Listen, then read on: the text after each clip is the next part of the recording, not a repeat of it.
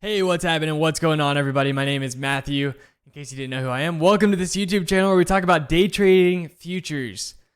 This is just a reminder that we do live stream our trading sessions every single morning here on YouTube, Monday through Friday, starting at market open, which is 8:30 Central.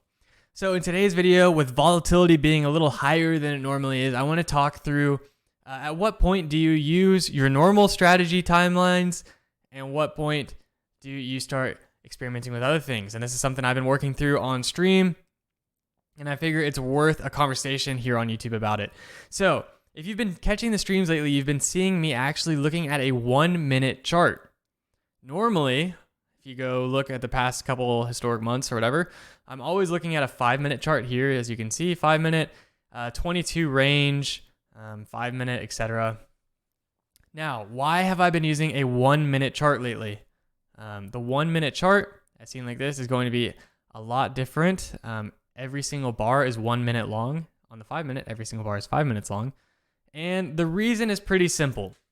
So with volatility being high, which means volatility means the amount that price is moving up and down during a day.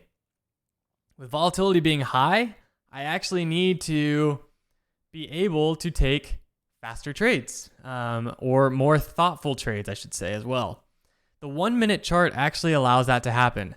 So during times of high volatility, a 1-minute chart actually kind of looks like a 5-minute chart would, where you have each candle being anywhere from 20 to 10 points on the NASDAQ, 10, 20, 30 points.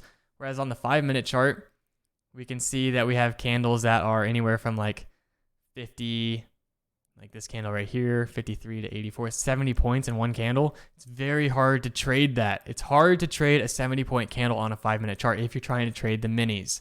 So what do? We actually narrow the time down. So we go from a 5-minute to a 1-minute. So this 70-point candle actually ends up looking like this, right?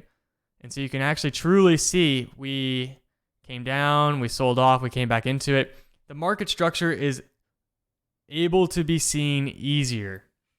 Now, I don't know if this is going to be the best move for you. Obviously, everybody's trading is different. However, I've found a lot of clarity by going to a smaller time frame while volatility is high, because each of those candles is going to be more normal to me, normal size, as opposed to the 5-minute, which is just crazy big. So I know this video is super short, but I think it's important to at least keep your mind open to the idea of potentially using smaller time frames when volatility is cranking up, because it's very hard to trade for those 70, 80, 100-point candles that we've been seeing in the futures indices lately. So if you're having a hard time, if your stops are having to be too loose, if you're still wanting to trade minis instead of trading micros, etc., look at the smaller time frame charts and maybe something good will come from it for you. So this is really just a reminder. So if this was helpful, make sure you press the thumbs up button down below, subscribe, turn on that bell notification so that you know when we're going live every single morning. As always, we do have the free trading chat, which is linked down below. Definitely come and say hi to me out there.